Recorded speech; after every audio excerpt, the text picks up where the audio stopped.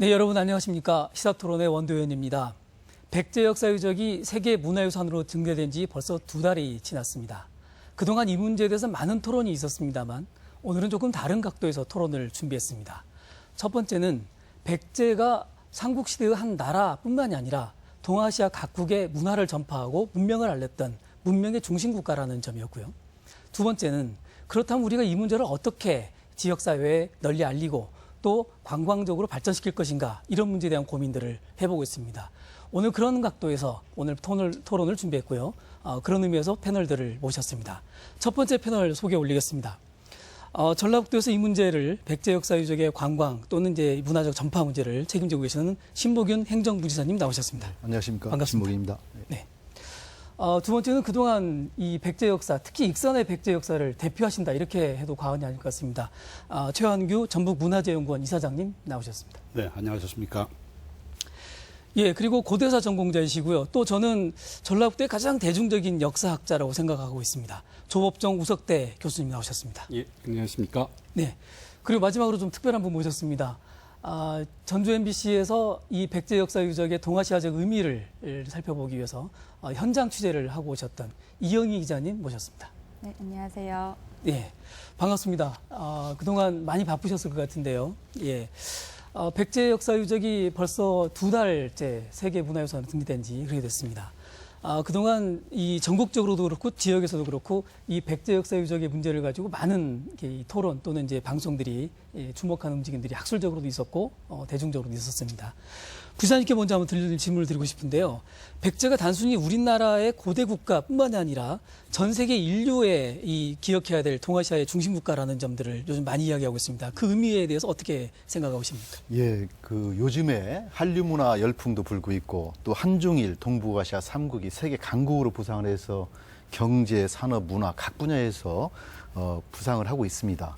근데 이러한 부상의 기류를 고대 국가로 거슬러 올라가면 우리 백제가 중심이 돼서 한중일 3국의 문화 교류 협력에 중심적인 역할을 했고 그런 것을 유네스코가 세계 인류 문화 형성에 기여했다는 것으로 평가를 해서 세계 문화유산으로 지정이 되는 그런 인정받는 그런 효과가 있었다는 것이 상당히 중요한 주목할 만한 점이라고 생각을 합니다. 예, 고맙습니다. 예, 역시 한중일 문화교류의 중심 거점 역할을 했다고 하는 의미였고요. 조업정 교수님, 예. 저희가 이제 사실은 백제가 삼국시대에서 통일을 결국은 신라가 했기 때문에 백제가 좀 약한 나라가 아닌가, 이런 생각을 저희가 많이 해왔는데, 근데 문화적으로도 굉장히 강성했고 세력적으로도 컸다, 이런 이제 이 평가들 다시 받고 있지 않습니까? 맞습니다. 예, 한번 백제라는 나라 이름을 보면은 그 백제라는 명칭 자체에서 해양 국가라는 것이 명시적으로 나왔습니다. 네. 말 그대로 백가제해 뭐 이런 표현도 있듯이 말 그대로 동아시아 해양 국가로서 말 그대로 문화 교류와 어떤 그 정치적인 그 강성함을 보여줬었는데, 특히 방금 부지사님도 말씀하신 것처럼 고대 한류의 원천이 바로 백제였습니다. 일본에 가면은 구다라나이라고 해서 백제 것이 아니면 아주 시시해서 볼 것이 없다라는 그런 어떤 개념이 지금도 남아 있듯이 이런 고대 일본 문화를 형성해줬고, 또 동아시아의 각국과 교류하면서 말 그대로 우리 민족의 어떤 그 해양 진출의 역사를 보여주고 있기 때문에, 특히 그 중국의 문화를 받아들여서 백제거화하고 그것을 일본이라든지 주변 나라에 전파해줬던 그런 어떤 요즘 같이 상생할 수 있는 어떤 코드의 문화의 원형을 보여주지 않나, 그런 생각이 듭니다. 네, 백제가 우리 지역인데 우리 지역에서 백제가 해양의 중심이었다, 해양 국가라고 하는 점들이 아주 좀 새롭게 듣는 이야기인데요. 최환규 이사장님 어떻게 보십니까? 백제 문화의 불교 문화도 굉장히 우수했고 또 이런 문화적인 흐름에 대해서 어떻게 평가하고 계십니까? 그렇습니다. 특히 이제 백제와 일본과의 관계를 살펴볼 때 우리가 백제와 단지 일본의 이 단순 외화 관계만은 이야기해서는 안 되죠. 그 이전에 어떠한 문화 교류가 있었는지 우리가 알 필요가 있어요. 지금부터 한 2000년 전에 우리가 이쪽 백제 지역이 마한일 때 여기에서 선진 문화를 일본에 전해주게 됩니다. 우리가 흔히 도레인이라고 그러죠. 그래서 일본 사회를 새롭게 변화시킵니다. 그 다음 단계 일본에 이제 나오는 문화 단계가 고분 시대, 이렇게 얘기합니다. 그래서 일본에서는 거대한 고분들이 이렇게 만들어지거든요. 한 4세기에서 6세기까지. 근데 이 시기에는 커다란 고분이 만들어지지만 통치 체제가 제대로 확립되지 않아 있었어요. 그런데 그래서 우리가 그때의 정치 체제를 잘 알지 못하기 때문에 일본이나 우리도 그 시대를 고분 시대 이렇게 얘기를 하거든요. 그런데 백제에서 불교 문화를 그곳에 전수합니다. 그래서 불교에 관한 율령 체계라든지 이런 걸 일본에 이제 전수해줘서 일본에 있어서 고대 국가 체제 틀을 만드는 것이죠. 네. 그래서 이제 고고학적으로 보면 그게 가장 먼저 들어가는 게 아스카데라에 들어가게 됩니다. 그래서 위도광 때에 이 아스카데라를 만들 때 이 절이라고 하는 건물은 특수한 건물이죠. 네. 그래서 건물을 만드는 기술자 또는 기와를 만드는 기술자, 네. 그림을 그리는 기술자를 만들어서 일본의 고대 알렸다. 문화의 그런 털을 닦는 예. 역할을 하게 되는 것이죠. 그렇군요. 이제 해양 국가라는 점을 강조하셨고 불교 문화의 전파를 강조하셨고 근데 단순한 불교 문화가 그냥 단순한 종교적 전파가 아니라 네. 제도와 문화와 사람들의 삶을 결정했다 이런 말씀인데 이영 기자님 현장에서 이제 그런 부분을 확인하고 오셨죠. 동아시아에 미친 영향들을 준비하신 자료, 영상 자료가 있으시죠? 네, 앞서 말씀하신 것처럼 저희 MBC 취재팀은 일본 고대 문화 형성에 영향을 준 이 백제의 흔적들을 찾기 위해 먼저 아스카 지역을 찾았습니다. 영상을 함께 보시겠습니다. 일본 나라현 중앙부의 다카이치군에 있는 아스카초는 일본 고대 문명이 탄생한 곳입니다.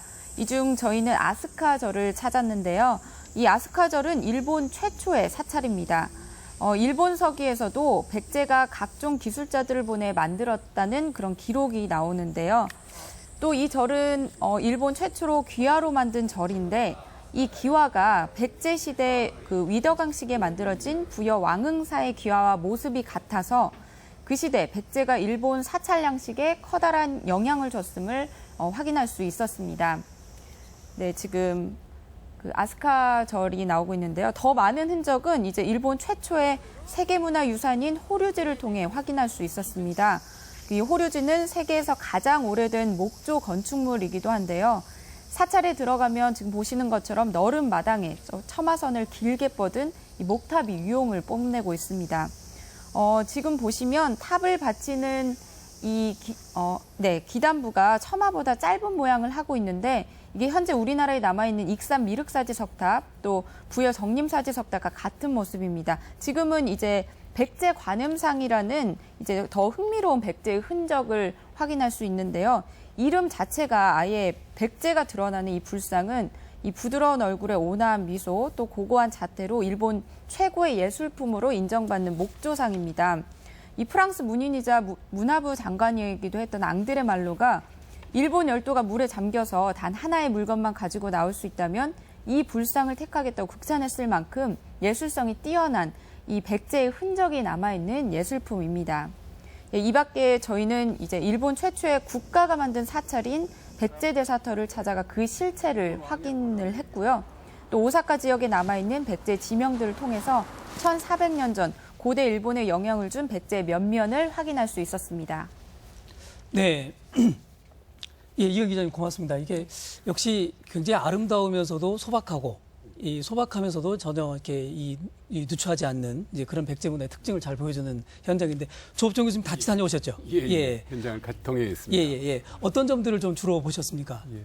방금 그 소개해 주신 것처럼 이제 백제가 일본에 영향을 미쳤던 가장 대표적인 공간이 그 아스카라는 그 비조라는 네. 명칭의 그 공간인데요. 거기에 아까 그 최한규 이사장님도 말씀하셨던 아스카데라라는 최초의 일본 사찰이 있고요.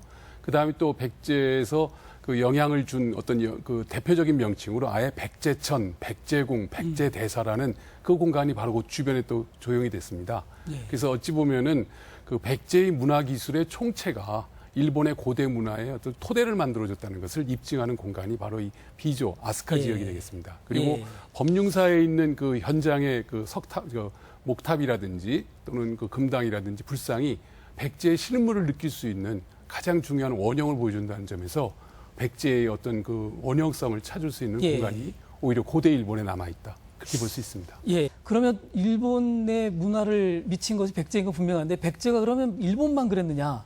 동아시아 전체에 어떤 영향을 미친 건 없는지 최영 기자님 혹시 다른 나라의 영향도 같이 미쳤을까요? 그런 예가 있죠. 우리가 이제 신라를 통해서 우리가 유추할 수 있는 것은 신라 고분들에서 나오는 그 사라센 유리가 있죠. 네. 이건 서역 계통의 것들이거든요. 물론 실크로드를 통해서 왔겠죠. 그렇다면 백제라고 하는 나라는 물론 아까 지금 말씀하신 것처럼 그 해양 국가인데 오히려 더 큰 이 대의 관계를 가졌던 나라라는 걸 우리가 알 수 있어요. 그런데 그 미륵사지에서 나오는 유물을 통해서 우리가 이 문제에 접근할 수 있습니다. 예. 뭐냐면 미륵사지 그 사리 봉안기와 같이 나온 그 사리장음 중에 네. 이 금정, 금덩어리가 나왔어요. 근데 이게 뭐냐면 당시에 화폐였던 겁니다. 왜냐하면 일정 비율로 만들어졌고 또 그것이 반절을 이렇게 자르면 2대1의 비율이 돼요, 무게에서. 그래서 이러한 것들이 아마 화폐로 사용됐을 가능성이 있다라고 하는 겁니다. 그래서 보면은 또 그 백제에서 보면 무령왕대에 보면은 오수전이 나오고 있거든요. 그리고 부의 왕흥사지에서 그 상평 오수전이 나오고 있고 그다음에 개원통보가 나온단 말입니다. 이것은 중국의 양나라 북제 또는 그 진나라와 같이 그 교류했던 흔적을 알 수 있어요. 그리고 이제 일본 서기에 보면 말이죠. 어떤 것이 있느냐면은 그 일본의 그 흔명천황 때에 보면 이때가 언제냐면 543년입니다만 백제 사신이 부남의 그 재물을 그 바쳤다라고 하는 그 기록이 있어요. 이 부남은 어디냐 하면은 지금의 메콩강 하류의 그런 지역입니다. 또 하나 뭐가 있느냐면 그 황극천황 때에 백제 사신이 곤륜을 물에 빠쳤다. 바다에 버려버렸다 이 말이 나오거든요. 이건 어디냐면 인도네시아의 일부 지역을 의미합니다. 그래서 백제가 일본뿐이 아니고 서역이라든지 동남아 이와 같이 굉장한 커다란 이런 세계적으로 지금으로 보면 그러한 그 무역 교류가 있었던 나라를 추정할 수 있죠. 지금 말씀들을 저희가 이제 아까도 이제 조업진 교수님 그런 말씀하셨는데 우리 이 백제가 우리나라 최초의 한류다 이렇게 이제 말씀하신 것 기억이 나고요. 그렇게 보면 이런 세계 문화유산들이 우리들끼리 자랑만 할 게 아니라 실제로 이거를 좀 널리 알리고 발전시키고 또 이 지역사회에 파급시키고 이런 노력을 저희가 해야 되지 않겠습니까? 근데 일본은 이런 문제를 오히려 훨씬 더 잘하고 있다 이런 이제 평가들도 있고 그런데요. 이경 기자님도 그 부분도 좀 보고 오셨죠? 예. 네, 다음 이제 보실 화면 저희 취재팀이 방문한 지역은 나라현이라는 곳으로 이 현은 우리나라의 도에 해당하는 그 행정구역입니다. 그 영상을 함께 보시면서 또 설명을 드리겠습니다. 매년 나라현을 찾는 관광객은 3천만 명 정도고요. 지난 2013년 기준으로 관광 수입이 1,200억엔, 우리 돈으로 1조 2천억 원 가량입니다. 네. 인구는 140만 명으로 전라북도보다 적지만 관광 수입은 10배에 달합니다. 이 중 저희는 나라현 안에 있는 나라시를 찾아가 봤는데요. 이 나라시는 8개의 유산이 하나로 묶여 고도 나라의 문화재로 지정된 그야말로 도시 전체가 세계 유산인 곳입니다. 고대 수도인 헤이지쿄 그리고 세계에서 가장 큰 목조 건물인 도다이지 등이 있는 곳인데요. 그런데 이 나라시가 이 세계유산 덕에 저절로 관광객이 늘어난 건 아니었습니다. 저희가 찾았을 때는 촛불축제라는 게 열려서 관광객이 참 많았는데 이 아침 축제와 또 밤 축제를 활성화해서 이 스쳐 지나가는 관광객을 붙들었다고 합니다.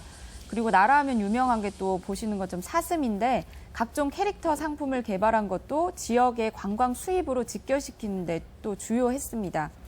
또 무엇보다 관광화에 지나치게 치우치지 않고 유산을 지키려는 그 시민들의 노력이 돋보였는데요.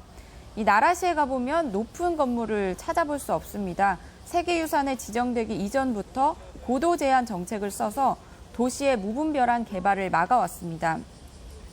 외관이나 간판 모습 등 규제가 많아서 사실 이런 것들은 행정의 보조금 지원 정책도 중요하지만 주민들의 동참이 없이는 이끌어가기 힘든 것들인데요. 그 행정의 설득과 또 주민 스스로도 그 자부심을 키워가면서 지금의 도시를 유지하고 있었습니다. 지금은 관광이 또 주민 수입으로도 직결되고 또 옛 도시의 모습도 지켜가는 그런 상생의 모습을 확인해 볼 수 있었습니다. 네, 역시 그림을 보니까 아주 생동하는 그림이 보이고 역사유적임에도 불구하고 역사유적들을 중심으로 해서 많은 이제 활동들이 벌어지고 있는 그런 그림인데요. 촛불축제도 있었고 그리고 또 캐릭터 상품도 만들고 고도 제한으로 경관도 관리하고 이런 상황이라는 거죠. 부지사님, 전라북도도 좀 비슷한 고민들을 하고 계실 것 같습니다. 이걸 그냥 단순하게 보호하는 것만이 아니라 어떻게 알리고 또 이렇게 주민들과 기념하느냐 문제 중요할 텐데요. 어떤 부분에 지금은 중점을 두고 계시는지. 예, 맞습니다. 우리가 세계사적으로 그 가치가 큰 보물 같은 그런 존재를 가지고 있다는 것은 자긍심이 우리 가져야 할 그 가치가 있는 좀 중요한 것인데 이것을 주민 소득과 연계하고 지역 활성화와 연계시키는 게 또 중요하다고 생각합니다. 그래서 네. 지역 일단 학생들한테 이걸 어려서부터 이런 세계사적인 가치를 알려줘야 하는데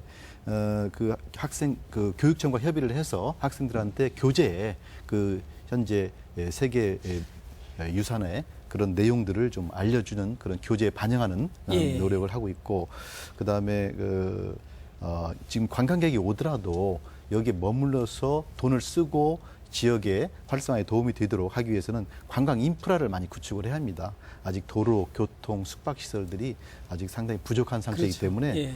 우리가 그런 것들을 포함해서 38개의 사업, 한 7천억 원치의 그 사업들을 좀 발굴해서 단기, 중기, 장기적인 그 계획을 세워서 지금 차근차근 해나가고 있습니다.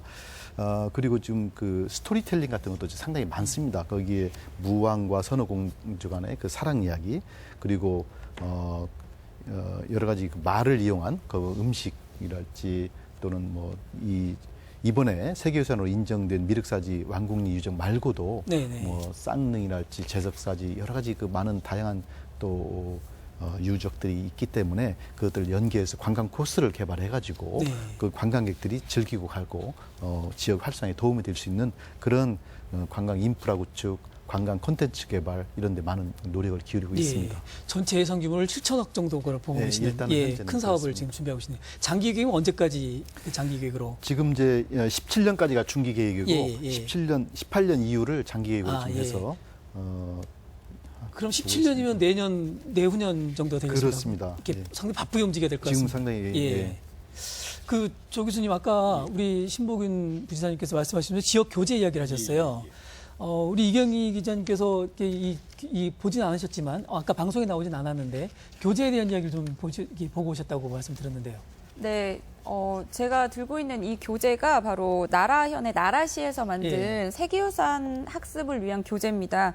그 나라시에서는 세계유산을 지역의 학생들에게 알리기 위해서 이런 교재를 만들어서 가르치고 있었는데요. 또 현장 학습을 시켜서 세계유산을 직접 보고 배울 수 있게 하고 있었습니다. 또 충남과 자매 결연을 맺은 나라현의 경우에는요, 매년 10명 안팎의 청소년들을 뽑아서 그 서로의 세계유산을 학습할 수 있는 기회를 제공하고 있어서 미래 세대에 대한 교육 문제를 참 중요하게 여기고 있구나, 그런 인상을 받았습니다. 네, 그 지역 교재에 대한 말씀을 하시면서 조 교수님, 이 지역 교재가 굉장히 중요하지 않습니까? 어린 시절부터 학생들에게 충분하게 알리고 맞습니다. 또 이제 널리 우리가 스토리텔링을 하는데 사실 교재만큼 중요한 게 없죠. 어떻게 그러니까 어떤 면에서는 이제 예. 자기 정체성을 확립하게 하는 거고요. 예. 또 다른 면에서 보면은 지역의 문화 자원을 세계화할 수 있는 토대를 구축하는 건데, 방금 보여주셨던 것이 여기 보면 나라사랑 세계유산 학습이라는 이런 지역 교육청과 연결된 교재가 있어가지고 말 그대로 다양한 지역 문화유산을 소개할 뿐만 아니라 자기 것화하는 방법을 합니다. 비근한 예를 들면 어린 초등학생들에게 외국인들과 말 걸기, 세계유산 그 카드 들고 소개하기, 그런 사업을 제가 진행하는 걸 한번 그걸 과제로 봤고요. 해가지고 예, 시키는군요. 그래서 그냥 예. 주말에 학생들이 가서 외국인들 만나면 카드 보여주면서 너 이거 아냐? 또는 말 한마디 한번 붙여보기. 이런 것도 있고요. 또 재밌는 것은 이 세계유산 그 말 그대로 전국 그 서미트라는 걸 해서 세계유산 도시 학생들을 연대해서 돌아가면서 학습을 같이 하는데 나라가 중심이 됐더라고요. 예. 그래서 이런 식의 자라나는 세대들에 의해서 새로운 어떤 그 세계유산을 자기 것화하고 미래화할 수 있는 그런 적극적 노력들을 하는 모습이 참 부러웠습니다. 예. 그 최영 교수님, 지금 이제 교재에 대한 말씀을 하시는데 이 교재는 사실은 교육청과 이제 도가 같이 합쳐서 만들어야 되는 작업인 것 같고, 또 이런 작업들 외에 또 지역 사회에서 특히 익산 지역에서 좀 저희가 활동해야 될 부분들이 있지 않겠습니까? 그렇죠. 지금 부지사님 말씀하시는 이제 관광 인프라라든지 또는 지역에서 이제 자라나는 학생들한테 어떻게 지역 문화를 이제 인식시켜서 이 아이들이 성인이 됐을 때 무엇을 해야 되는지를 가르쳐야 된다고 생각합니다. 근데 그런 것들에 앞서 중요한 게 하나 있어요. 우리 간단하게 예를 들어봅시다. 식당 하면 음식이 맛있어야 그 식당을 찾아갑니다. 그렇죠. 아무리 골목에 있어도 차 주차하기 불편해도 찾아가는 거예요. 줄 서서 먹죠. 예. 그렇죠. 바로 익산이 그런 점이 중요하다는 겁니다. 무엇 때문에 익산을 찾는가를 우리가 잘 판단할 필요가 있어요. 예. 그래서 관광객들이 지금 오는 걸 잘 보세요. 익산이 어찌 보면 미륵산 외에 무슨 강이 아름답습니까? 산수가 아름답습니까? 그렇지 않죠. 익산에 오는 사람들은 미륵사지 또는 왕궁, 기타 쌍릉이나 다른 유적에 올 때 소위 지적 욕구를 충족하기 위해서 여기에 오는 거예요. 그렇기 때문에 거기에다가 최근에 어떤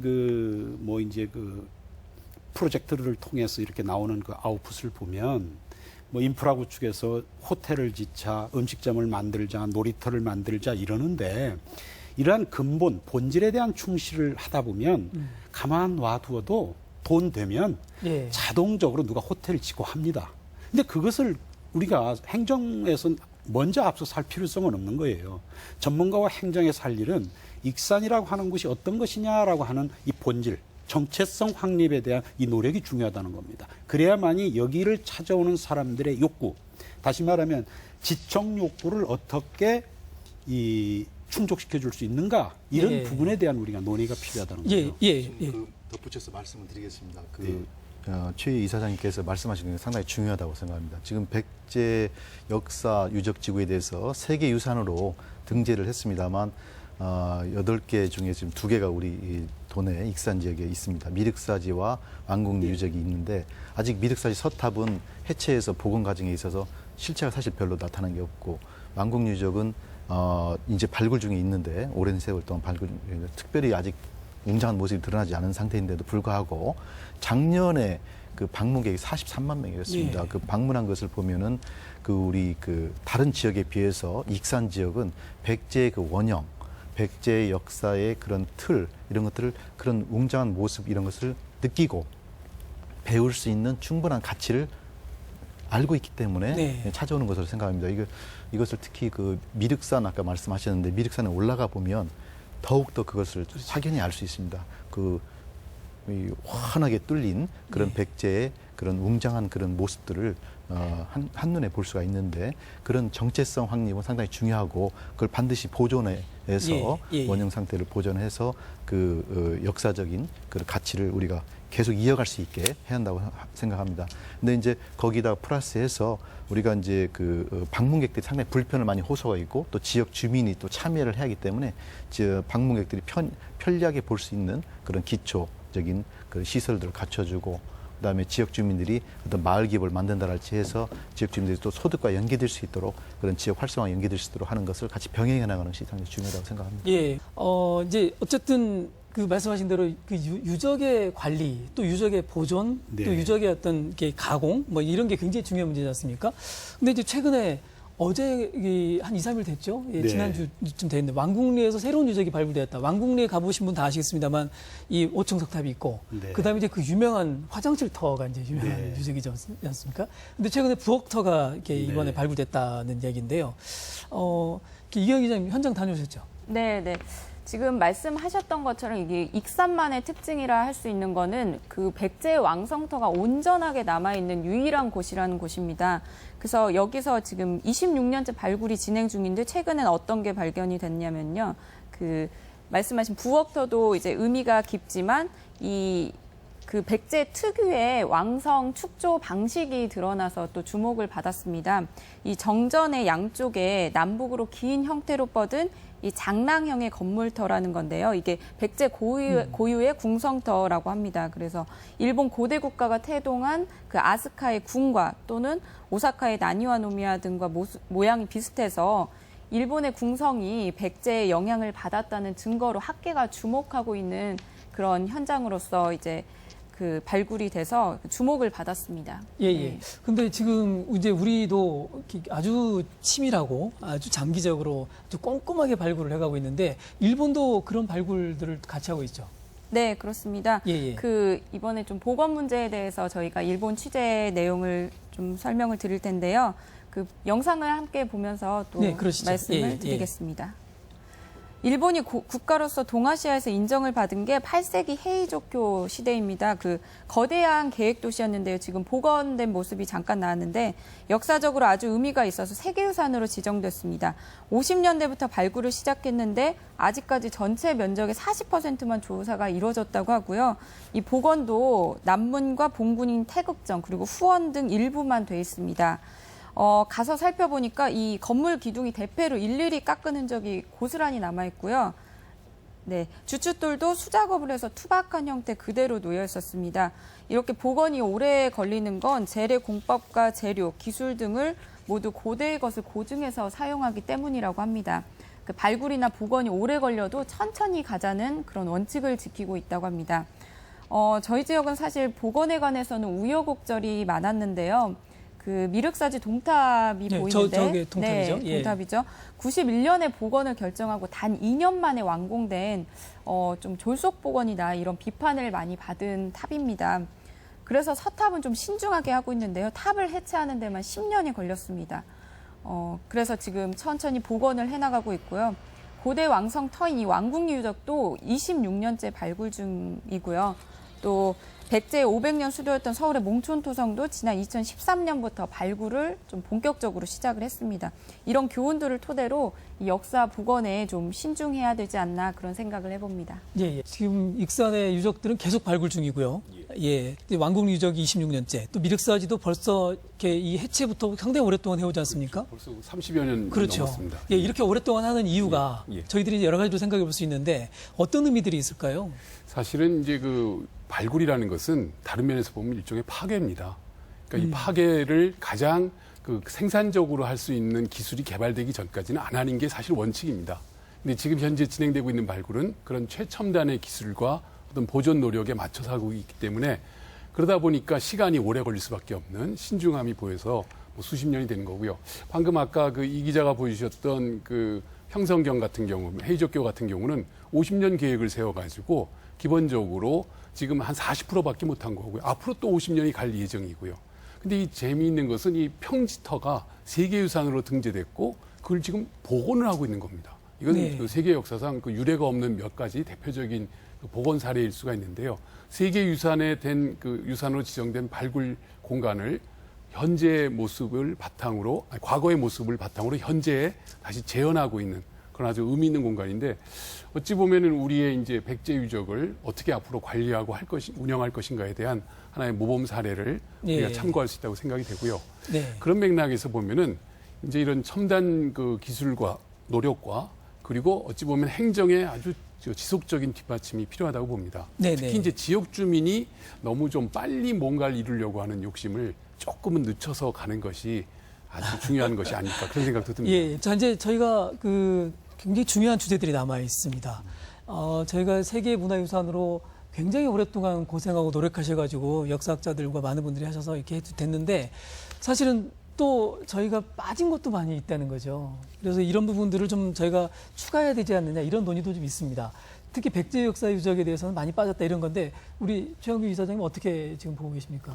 글쎄 처음에 2006년도에 이제 세계문화유산을 처음으로 이제 제안했고 추진해왔던 10여 년 동안을 추진해왔던 저로선 그 점이 굉장히 아쉬워요. 예. 뭐냐면 익산이라고 하는 데에는 우리가 이제 왕도 유적이라고 하지 않습니까? 그러면 왕도 유적에 구성되는 이러한 요소들이 한꺼번에 세계유산에 등재돼서 익산이 공주 부예와 나란히 백제 왕도로서 자리하기를 바랬던 것이 저의 바람이었던 것이죠. 네. 그럼에도 불구하고 미륵사와 왕궁만 들어간 것은 마치 익산의 일부분만 들어가 있거든요. 서울에서도 그 한성 그 백제 세계유산 등재를 좀 위해서 그 준비를 좀 하고 있습니다.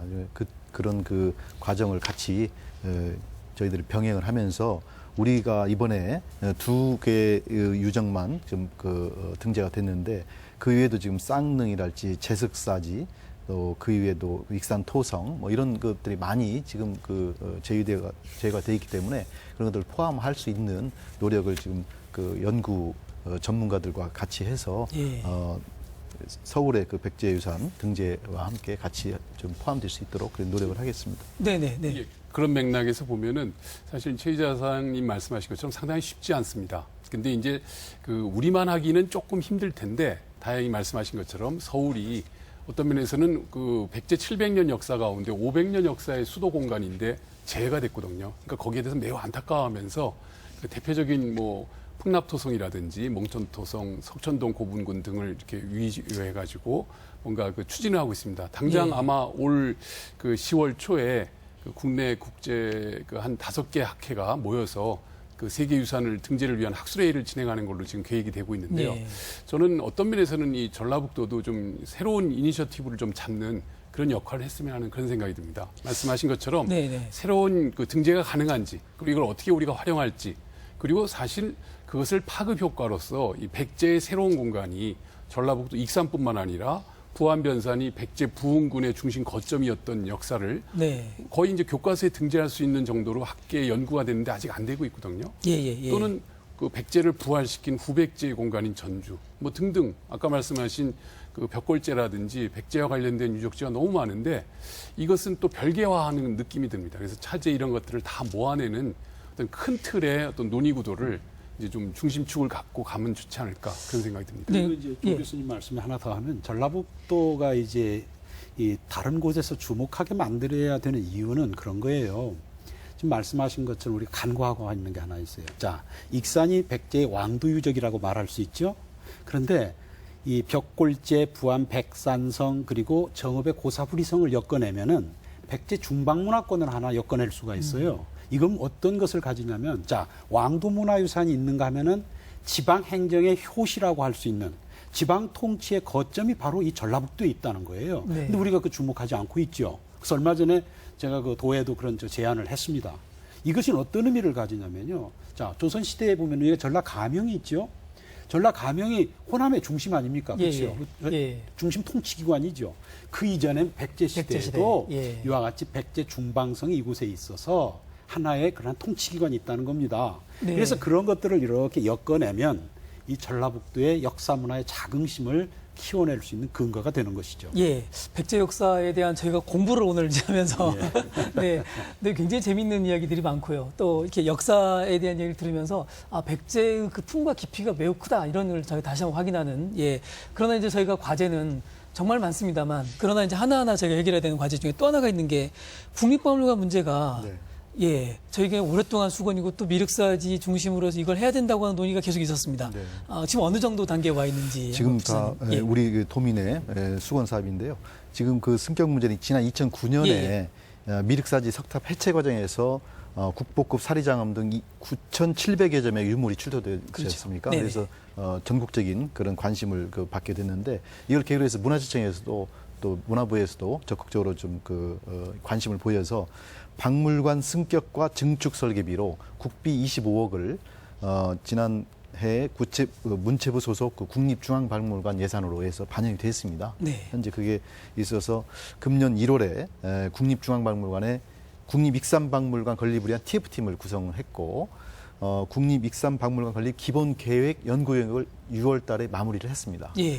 그리고 이제는 우리 익산시와 전라북도가 소유한 토지, 건물, 유물의 그런 소유 그 권한을 국가 관리로 전환하는 그런 절차를 이번에 이제 의회에 각 시와 도의 의회에 그 계획안을 제출해서 그것을 이제 관리 전환을 마무리하면 내년도 중에는 국립익산박물관 조직이 신설될 것으로 그렇게 예. 예상을 하고 있습니다. 부지사님께 하나 좀 부탁 말씀드릴 수 있는 게 하나가 있어요. 뭐냐면 국립박물관이 오게 되면 전라북도에서 예산권과 인사권하고는 별개의 것이 됩니다. 그렇죠? 그렇습니다. 과연 그랬을 때 국립박물관, 익산박물관이 생겼을 때 우리는 어떻게 해야 될 것인가? 공식적으로 우리가 간섭할 길은 없어요. 그래서 지금 박물관이 지금 진행되고 있지 않습니까? 네.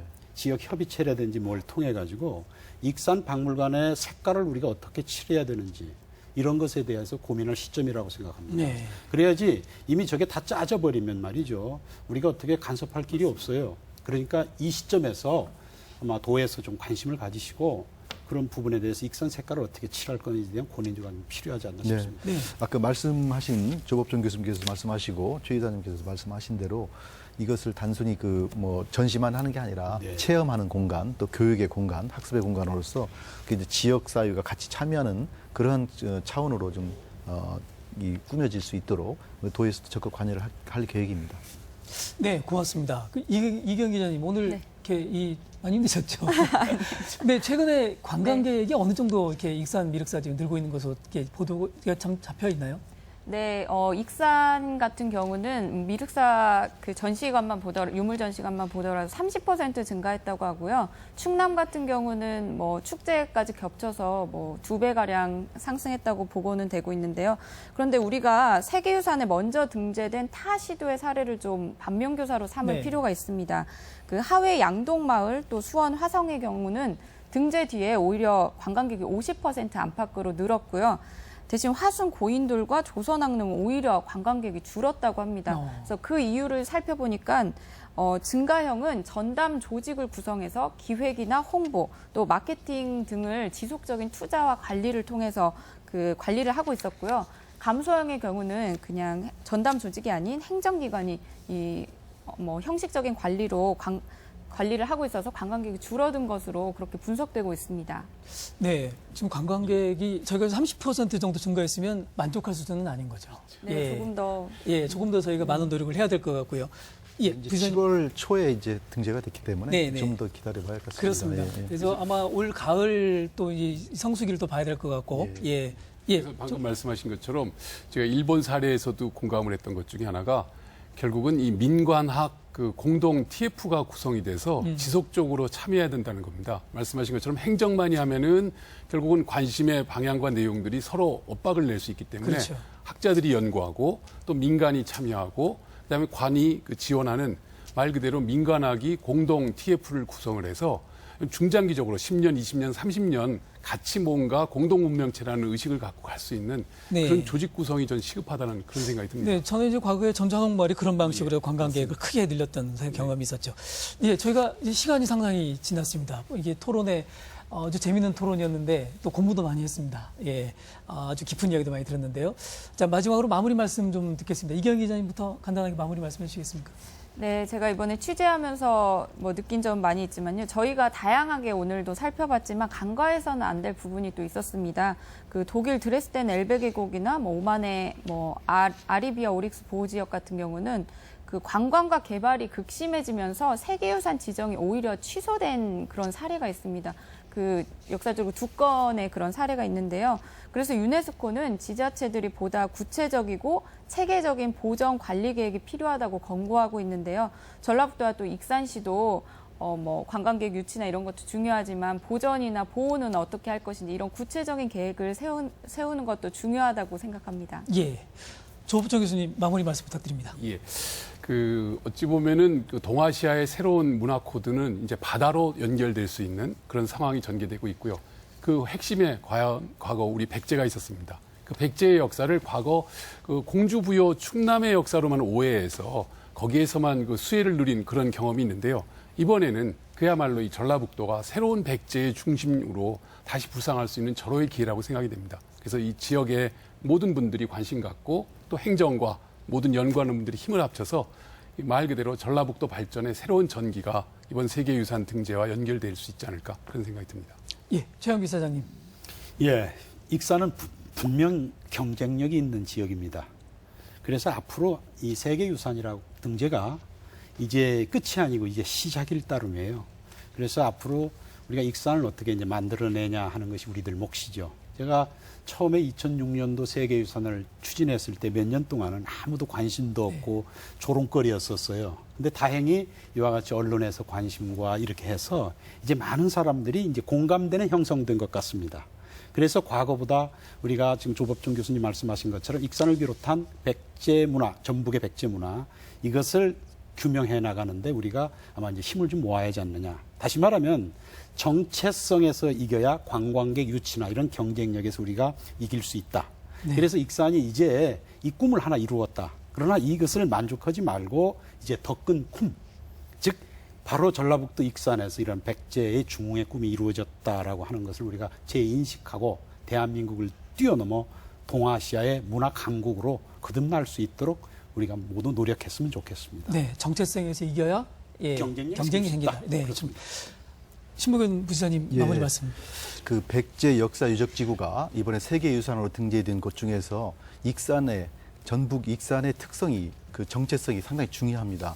그런 그 1400여 년 전에 백제의 그 숨결, 백제의 그 모습, 원형을 고스란히 간직하고 있는 것이 이 전북 익산이기 때문에 우리 지역의 그 특성을 살리고 해서 체계적으로 그걸 고증 발굴해가지고 세계적인 가치를 더 높일 수 있도록 그렇게 노력을 하겠습니다. 그리고 이 관광객들이 이제 점차 늘어나기 때문에 관광객들이 편리하게 또 많은 사람들이 또 지역의 활성화에도 연결될 수 있도록 하기 위해서 관광 인프라 구축이나 또 세계적인 관광 명소로 육성하는 그런 그 사업에도 게을리하지 않도록 박차를 가하겠습니다. 네, 고맙습니다. 오늘 토론 충분하게 이야기가 되었는지 모르겠습니다. 세계유산 지정은 아주 자랑스럽고 또 기쁜 소식입니다. 그러나 앞으로 책임이 더욱 무거운 과제이기도 합니다. 보존 보호와 공유 활용의 두 길을 조화롭게 잘 운영한다는 것이 쉽지는 않을 것 같습니다. 그렇기 때문에 지자체와 지역 주민 모두의 어깨가 아주 무겁습니다. 오늘 시사토론 여기서 마치겠습니다. 시청해주신 여러분 감사합니다. 고맙습니다.